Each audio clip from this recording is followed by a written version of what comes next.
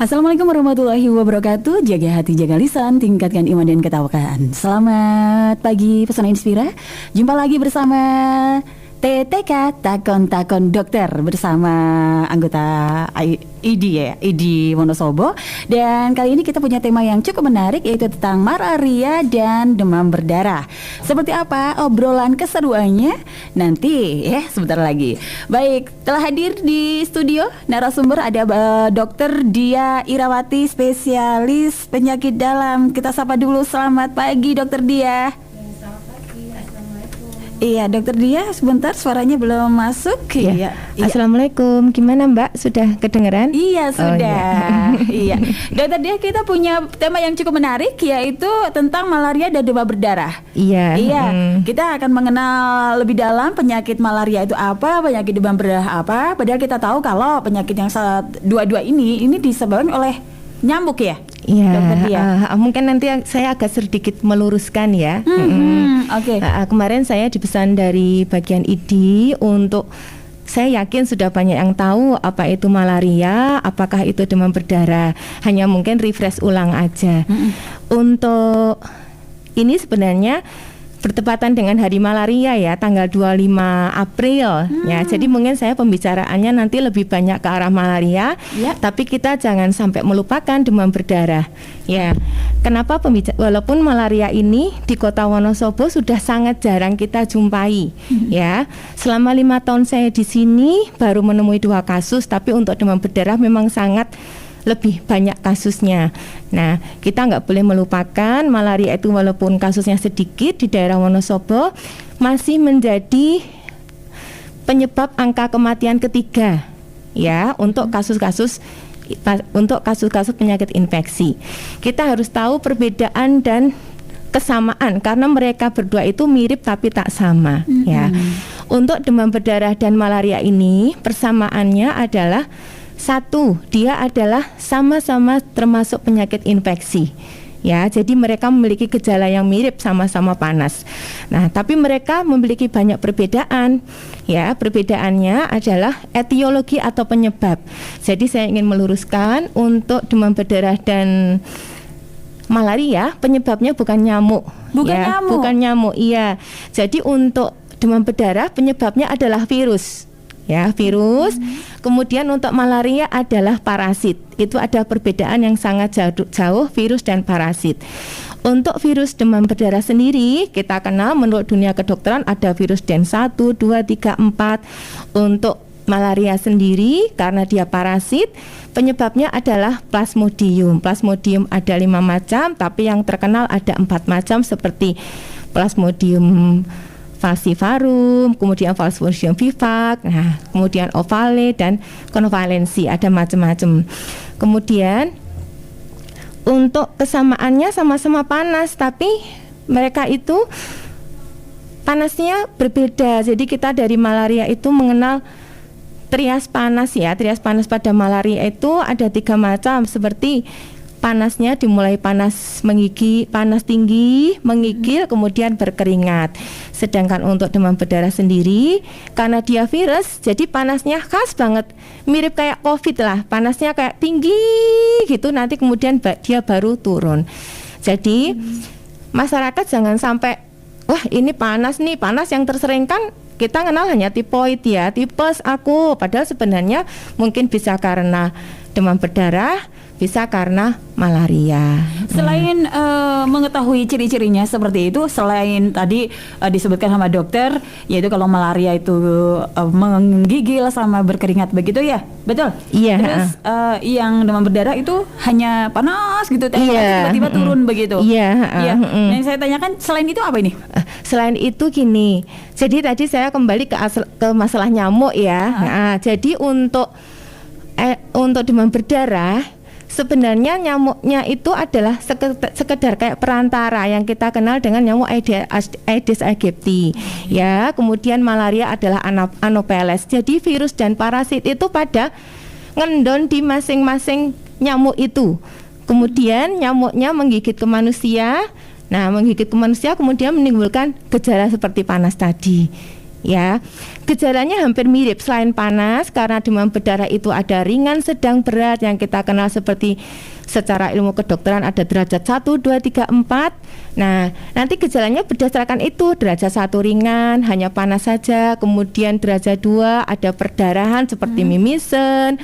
Kemudian mungkin malah ada yang sampai pipisnya berdarah. Kemudian ada bintil-bintil kemerahan. Untuk malaria sendiri ada malaria yang asimptomatik yang tidak bergejala, kemudian malaria yang gejala ringan, kemudian dia malaria yang berat, dan yang keempat adalah malaria kondisi khusus.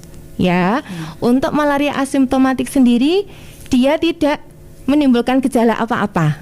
Ya, dia tidak ada gejala apa-apa. Biasanya dia adalah orang-orang yang berada di daerah endemis malaria. Jadi dia kalau diperiksa malarianya positif, tapi dia tidak bergejala. Untuk yang ringan, dia hanya gejalanya sama-sama seperti demam berdarah, hanya panas-panas saja. Ya, nah kita harus tahu perbedaannya.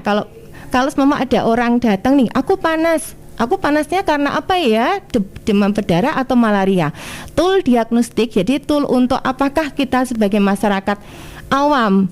Jadi masyarakat awam, aku panas karena malaria dan demam berdarah itu penyakit infeksi yang ringan, tapi bisa sangat menimbulkan gejala berat dan sampai tidak tertolong. Ya, tool diagnostiknya kalau pada malaria kita biasanya berasal dari, maksudnya gini, kita sebelum panas itu kita bepergian dari daerah tempat endemis gitu. Jadi kita baru saja bepergian kemana, kemudian kalau daerah endemis di Indonesia itu seperti Papua, Kalimantan, kemudian Salaman yang terdekat dengan Wonosobo, Purworejo. Nah, 2 hari sesudah kita dari sana, kita panasnya kok ada menggigil, kemudian berkeringat, kita harus segera ke fasilitas kesehatan. Kalau demam berdarah, dari anamnesa tidak ada riwayat bepergian ke daerah endemis. Ya. Jadi untuk ini saya habis kemana gitu, habis dari Purworejo. Kalau di Purworejo kan hampir sering ya, sebulan sekali ada. Ya. Berarti gini dokter, ketika Nyensau sudah tergigit nyamuk, gitu ya, tergigit nyamuk dengan membawa virus ataupun yang parasit tadi, parasit, itu tidak langsung terlihat seperti COVID, berarti seperti COVID itu ya, selang berapa hari baru. Iya, betul sekali ya. Jadi kalau malaria dan demam berdarah perbedaannya ada masa inkubasi. Jadi masa inkubasi itu sampai kapan virus atau parasit itu berada dalam tubuh kita. Kalau demam berdarah dia hanya butuh waktu sekitar 2 maksimal 7 hari. Ya, kemudian kalau malaria dia lebih lama, bisa 6 sampai 30 hari. Tapi anamnesa, jadi pertama kali kita melihat, kalau saya sebagai dokter adalah pasien, kemudian untuk masyarakat awam saya panasnya kok tinggi sekali, tidak seperti tifoid kan panasnya ngelemeng-lemeng gitu ya, biasa. Kemudian, saya kemarin barusan bepergian dari Papua nih, saya harus segera untuk ke fasilitas kesehatan terdekat. Harapannya bisa untuk menurunkan angka kematian yang karena malaria masih nomor 3 di dunia, kemudian harapannya untuk menurunkan angka mortalitas kematian di daerah kita tercinta ini. Tadi dokter dia menyebutkan di Wonosobo baru beberapa hari ini dua minggu yang lalu baik dibanding dengan demam berdarah. Dibanding dengan demam berdarah kan beda gitu ya. Oke, yang saya tanyakan di sini, apa sih yang harus kita lakukan ketika terkena malaria ataupun demam berdarah begitu? Oh iya, jadi seperti saya bilang tadi, bila kita gejalanya kan hampir sama ini, mirip, tidak spesifik, ya, tidak spesifik. Jadi kalau nanti kita panas lebih dari 3 hari, ya, panas sudah minum obat apa, minum paracetamol kok masih panas. Yang tersering kan kita paling gampang kalau panas nyari di warung aja ada ya, Panadol, paracetamol itu kan penurun panas semua. Mungkin Proris, ini berarti ya branded, maaf ya, Ibuprofen gitu. Kalau 3 hari dalam kita panas tidak ada perbaikan, kita harus segera ke fasilitas kesehatan terdekat. Baik. Yang pasti juga pesan Inspira di sini juga Anda bisa takon-takon dokter. Ya, di sini ada Dokter Dia Irawati, spesial penyakit dalam, dan Nyun Sewu. Dokter ini adalah dokter yang tugas di PKU ya, dokter ya. Iya, baik. Dan ini matur nuwun sangat sudah.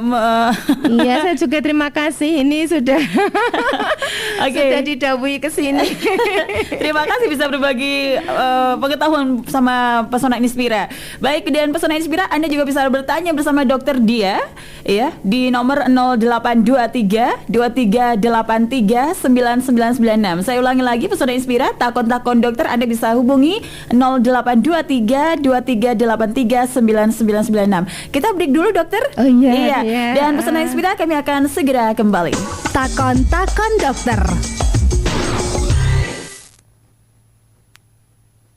Takon-takon dokter. Bosen menu buka puasa yang itu-itu aja? Bingung mau ngabuburit di mana? Aroma Resto & Coffee menyediakan menu paket buka puasa yang gak biasa. Ada menu olahan ayam, rice bowl, sei sapi, nila, nasi goreng yang lezat khas Aroma Resto & Coffee. Mulai dari harga Rp25.000 per paketnya, kamu udah bisa makan menu pilihanmu ditemani teh atau air mineral yang menyegarkan. Jangan lupa ajakin bestie kamu ya buat ngabuburit dan buka puasa di Aroma Resto & Coffee. Informasi atau reservasi hubungi WhatsApp di 0811 2688 382. Follow Instagram @aroma.amazy biar kamu gak ketinggalan informasi menariknya. Aroma Resto & Coffee mengucapkan selamat menunaikan ibadah puasa. Isuk-isuk dengaran wis besus temen Kang. Arep maring endi jane? Arep ngajokna kredit, kae mbarepe arep daftar kuliah, butuh duit cepet kie. Nek butuh kredit duit sing caire cepet, maring BPR Puspa Kencana bae Kang. Nyong wis pengalaman, nek ngajokna kredit nang kana, syaratnya gampang, prosesnya cepet, sing paling penting bungane ringan. Suwun ya yu, Rika pancen solutif. BPR Puspa Kencana selalu siap membantu Anda yang membutuhkan dana cepat dengan syarat yang sangat mudah, proses mudah, dan bunga yang sangat ringan. Untuk Anda yang sedang membutuhkan dana cepat untuk biaya pendidikan, pengembangan usaha, investasi, atau biaya haji dan umroh, BPR Puspa Kencana adalah solusi yang paling tepat. BPR Puspa Kencana menghadirkan berbagai pilihan produk simpanan yang aman. Ada tabungan kencana super, tabungan kencana eksekutif, dan deposito kencana. Segera kunjungi kantor pusat BPR Puspa Kencana, Jalan Parakan nomor 112 Kretek. Telepon 0286 329 180. Kantor Kas Sapuran, Jalan Raya Purworejo, Sapuran, Wonosobo. Kantor Kas Wonosobo, Jalan Mayor Kaslam 1B, Wonosobo. Telepon 0286 323 974. BPR Puspa Kencana, syarat mudah, proses cepat, dan bunga ringan. Duk, wis disiapake kabeh klambi sing arep dienggo putuku sing arep supitan kuwi. Pun beres, Mbah. Baju koko, sarung, lan pecine pun kula cawisaken sedaya. Agemane batik simbah nggih pun tak cawisaken ugi. Monggo dipresani. Ya, apik. Kabeh iki tuku nang Toko Lestari to, sing ning Pasar Induk lantai 1 Blok B nomor 1314 kae. Nggih jelas, Mbah. Dari dulu hingga sekarang, dari simbah hingga cucu, nek betah baju koko, sarung lan werni-werni kain batik nggih tenggen Toko Lestari niku tumbase. Jaman biyen Nduk tak kandhani ya, pas aku arep supitan, klambi lan sarunge ya ditukokke nang Toko Lestari kuwi. Pancen toko sing paling awet, betul-betul lestari. Pelanggane dari generasi ke generasi.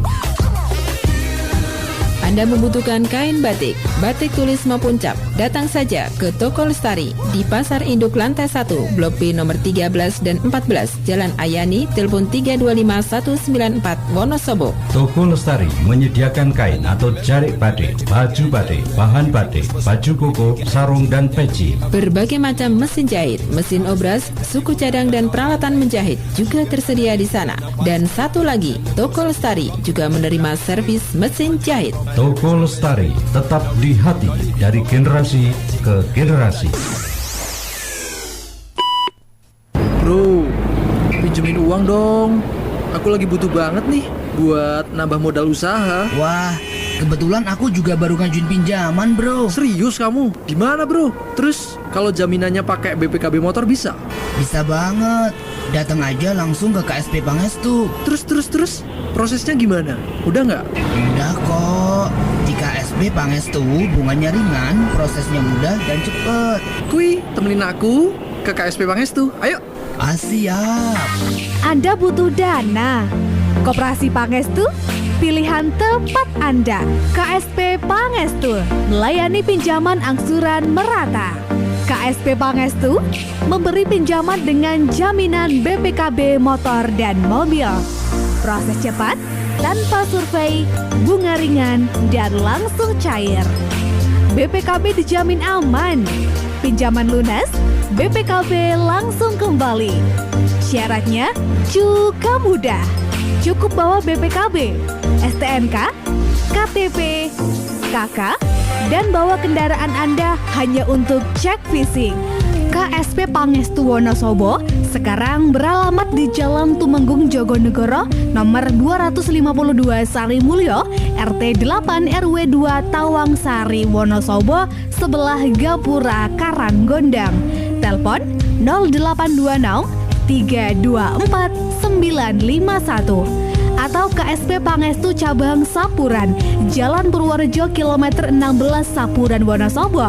Telepon 0286 611 286. KSP Pangestu, pilihan tepat Anda.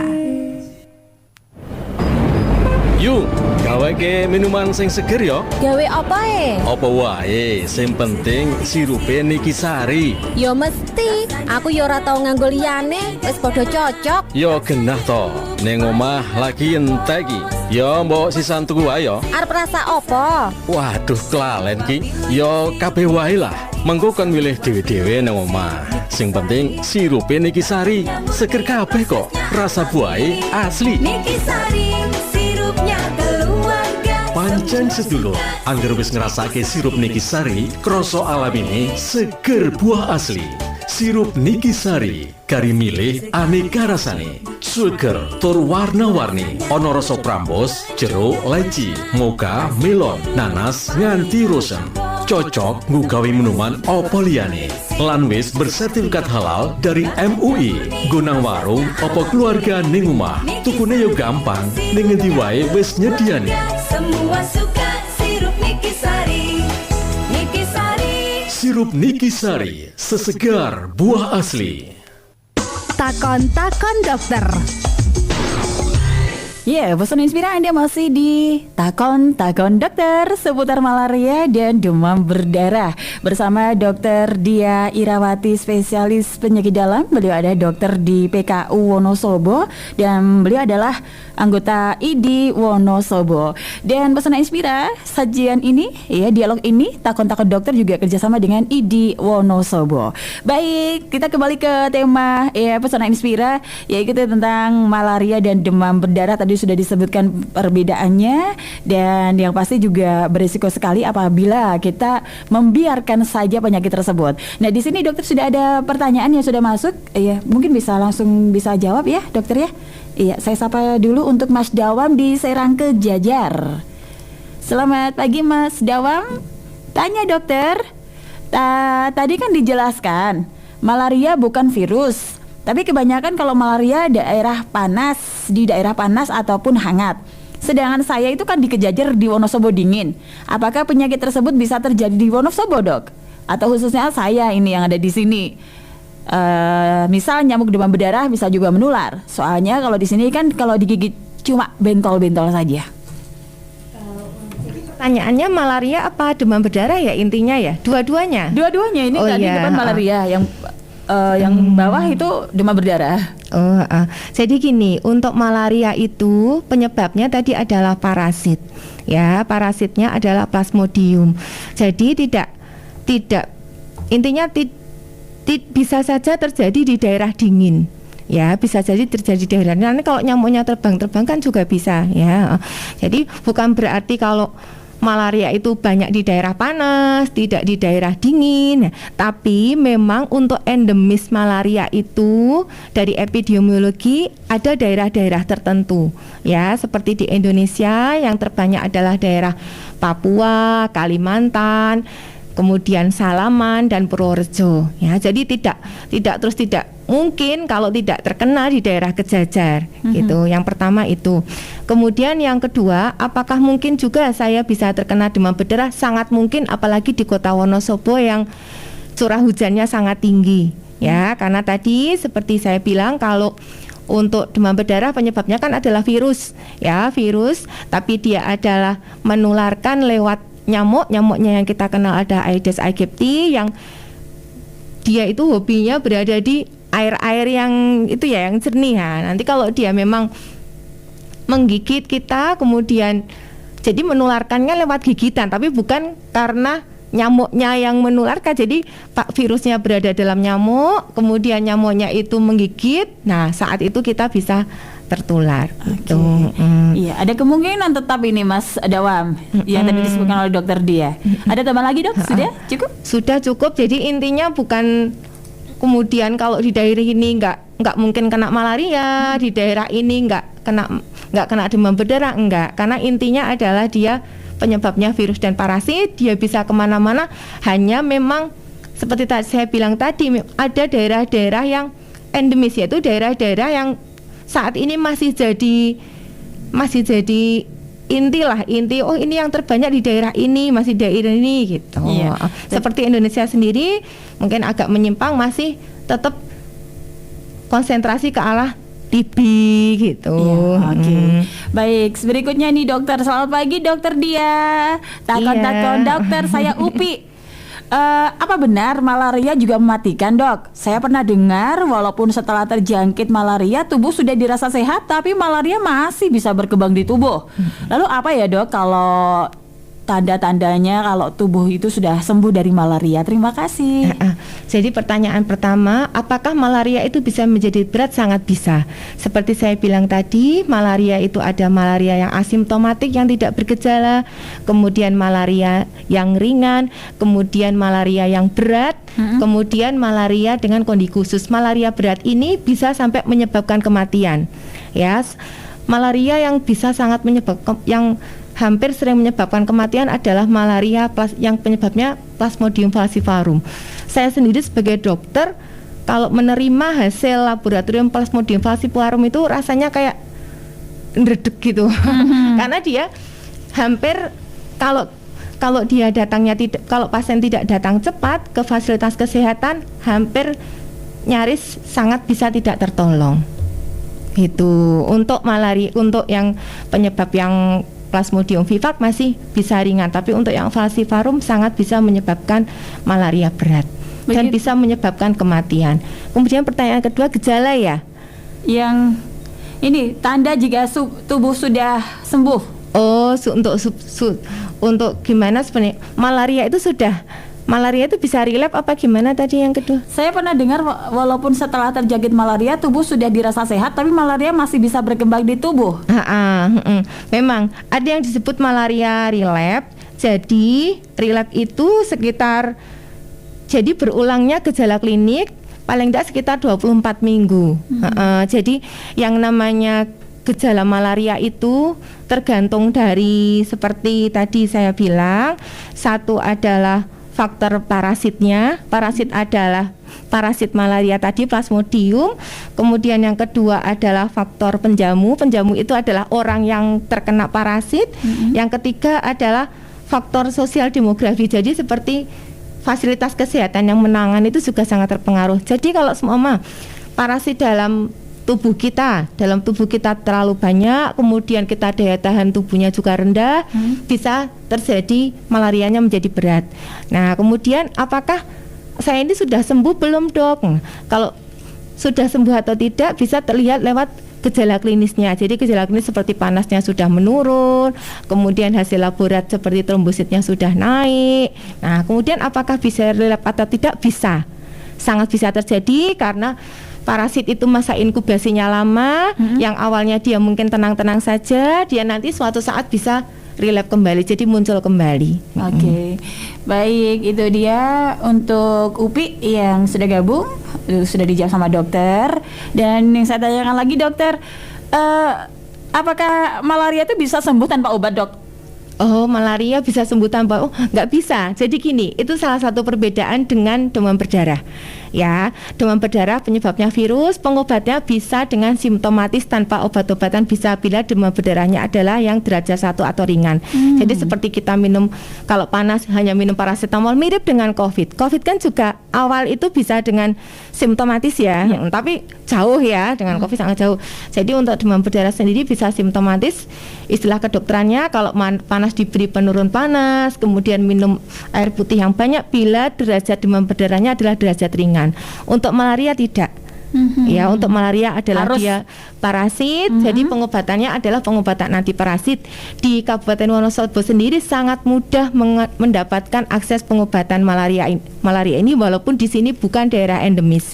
Ya, saya sendiri sangat dimudahkan asal nanti kita sudah ada hasil laboratorium menunjukkan dia itu jelas malarianya apa, kemudian nanti kita kirim, kemudian dari hasil laboratorium kita kirim ke Dinas Kesehatan langsung memberikan. Jadi akses untuk pengobatan malaria di sini juga sangat baik dan butuh gampang. berapa hari dokter itu? Oh, enggak butuh berapa hari, kita minta sekarang langsung diberi. Iya. Oke. Iya. Jadi malaria itu memang harus rawat inap ya, Dok? Malaria tidak harus rawat inap. Iya, tidak harus. Kalau memang dia gejalanya yang malaria yang asimptomatik tadi, yang asimptomatik kalau dia berada di daerah endemis, nggak ada gejala, nggak harus rawat inap. Ya. Jadi kalau kalau pasien malaria itu adalah orang hamil, itu kira-kira obatnya itu bisa menggugurkan kehamilan? Enggak. Itu tadi sekali lagi saya kembali lagi, malaria tadi ada yang asimptomatik, kemudian ringan, berat, dan malaria kondisi khusus. Jadi untuk malaria pada ibu hamil, malaria pada HIV, kemudian malaria pada TB itu adalah malaria kondisi khusus. Obatnya juga tertentu, tidak akan menggugurkan kandungannya. Oke. Iya. Baik, pesan Inspira silakan. Anda bisa gabung bersama kami lagi di nomor 0823 2383 9996. Saya ulangi lagi di nomor 0823 2383 9996. Dokter, ya sebenarnya penyakit ini juga berisiko komplikasi juga ya? Iya. Yang tadi disebut kayak gitu ya? Iya. Iya. Dan yang saya tanyakan pencegahannya bagaimana? Dan kita break dulu, dokter. Oh iya. Ya, pesan Inspira kita akan kembali lagi setelah komersial break berikut ini. Iya, pesan Inspira, ada masih bersama Takon Dokter. Ini kerjasama dengan ID Wonosobo dan Radio Pesona Wonosobo. Baik, kita masih terkait dengan demam berdarah dan malaria. Biar membedakan bagaimana tadi sudah disimak ya dari awal di jam 8:30 tadi. Baik, yang saya tanyakan dokter yaitu terkait dengan mencegahnya dengan apa sih kalau orang sudah kena ini begitu ya?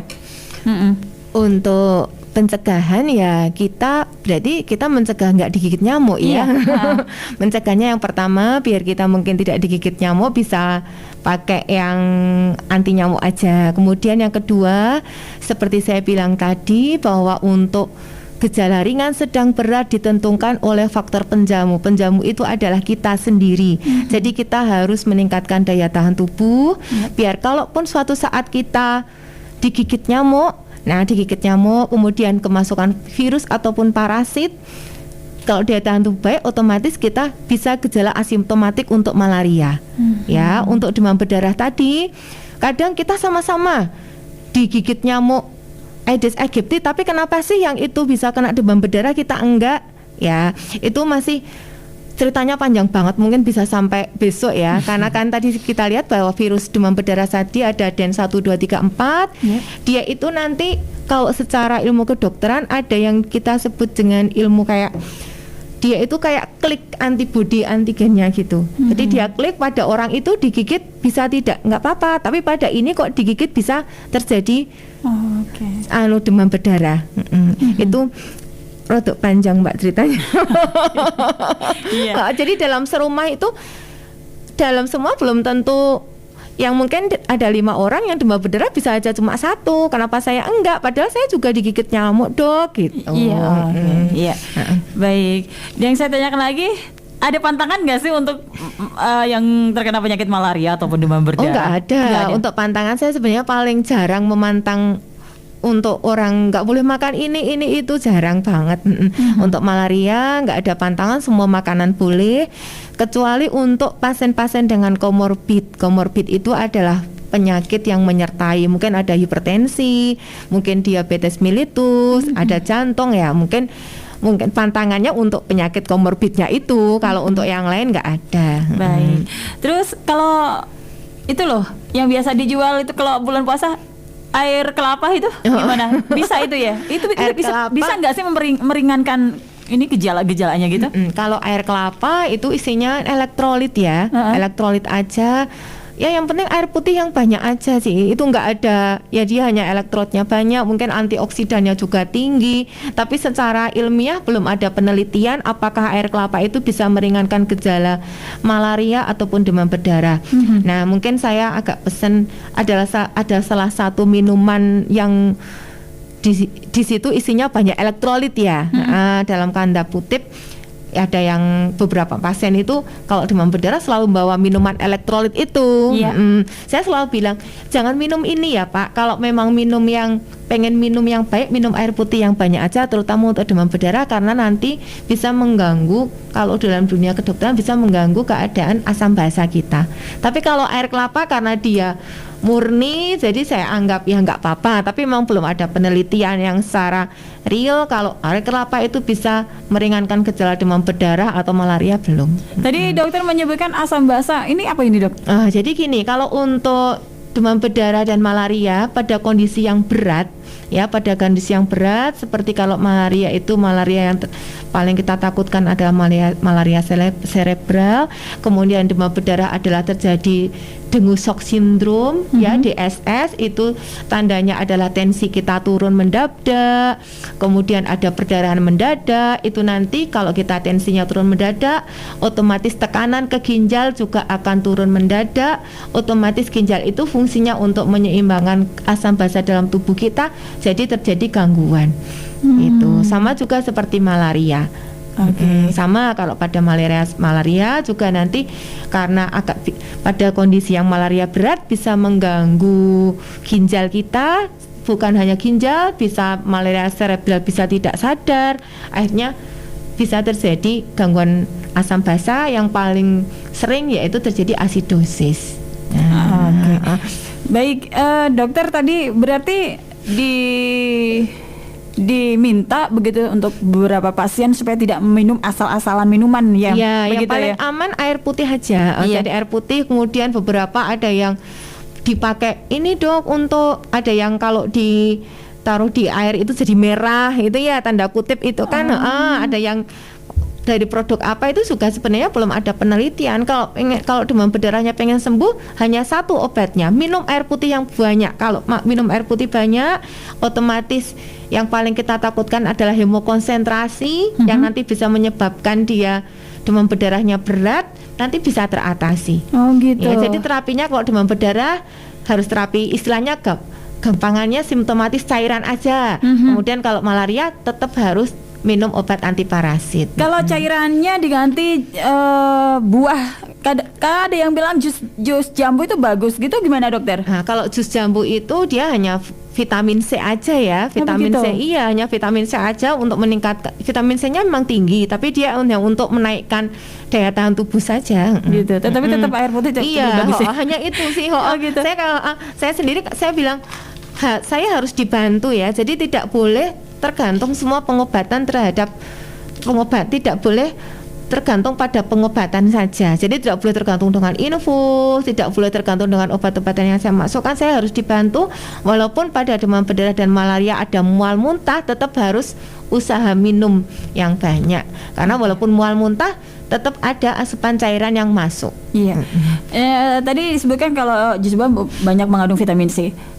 Kira-kira ada buah lain nggak sih yang bisa membantu ya sedikit meringankan mungkin yang baru tren seperti lemon water gitu aja ya, tapi kan kita harus ingat beberapa pasien itu ada yang disertai penyakit lain yang kalau orang Wonosobo yang tren adalah asam lambung. Nanti kalau pakai lemon juga nanti perutnya jadi sakit. Baik, iya. Jadi memang semua itu dikelola sendiri ya dokter ya. Kepengen sembuh minum airnya putih banyak. Memang tapi kebanyakan memang pasien nggak suka minum air putih apa ya? Iya, karena dia mengalami kalau pada demam berdarah dan malaria sendiri rata-rata gejalanya selain panas dia ada mual muntah. Jadi dia mesti nggak mau makan dan mau minum, pengennya ya tidur. Apalagi kalau kondisi panas badan kita kan mesti nggak karu-karuan, sangat nggak enak banget. Jadi begitu suhu tubuh kita menginjak di 37, badan tuh rasanya sudah seperti linu semua. Tapi kita harus segera melawan.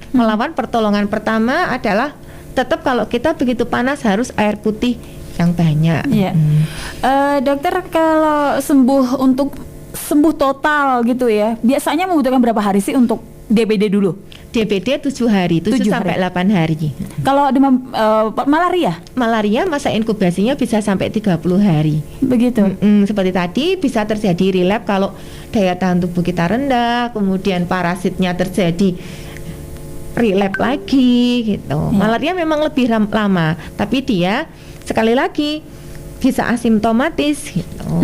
Baik, terakhir dokter sebelum kita tutup ada pertanyaan yang masuk dari Denny di Jarak Sari, mau tanya apakah kalau pernah kena malaria tubuh akan kebal sama malaria lagi? Terima kasih. Oh iya, enggak kebal ya. Jadi tidak ada imunitas. Jadi tidak ada imunitas terhadap malaria. Suatu saat kita bisa terkena lagi. Jadi tidak boleh menggampangkan dokter. Tidak boleh. Jadi sekali lagi karena kita harus prinsip dia adalah penyakit infeksi. Ya, infeksi penyebabnya adalah virus dan parasit. Kita harus prinsip tahu dulu yang namanya infeksi bisa menyerang kapan saja dan di mana saja. Ya, bisa menyerang kapan saja di mana saja dan dia memang bisa sembuh total, tapi bukan berarti kita mendapatkan antibodi dari itu. Iya. Cukup dokter, kita pamitan. Terima kasih. Terima kasih dokter sudah berbagi pengetahuan bersama Radio Pesona. Terima kasih. Selamat bertugas dokter. Terima kasih untuk sudah menyempatkan diri. Terima kasih saya sudah diberi kesempatan untuk hadir di sini. Terima kasih kepada IDI Wonosobo. Terima kasih kepada Pesona juga ya. Oh iya, Bu Pardianto di Kertek, Dokter Dia Irawati, spesialis penyakit dalam. Dokter ini praktek di PKU Wonosobo Ibu, bukan di ini. Selain itu ada? Oh, belum ada, masih di PKU Wonosobo. Di PKU, iya. Bu Pardianto di Kertek, ini adalah dokter dari PKU Wonosobo. Begitu Ibu Pardianto? Iya, saya langsung menjawab ini. Tidak apa-apa Mbak, terima kasih. Terima kasih Pesona Inspira. Demikian untuk Takon dokter kerjasama dengan IDI Wonosobo dan Radio Pesona Wonosobo. Saya Meta Kania dan saya Dia Irawati. Sampai jumpa. Terima kasih. Assalamualaikum. Pesona Inspira telah kita dengar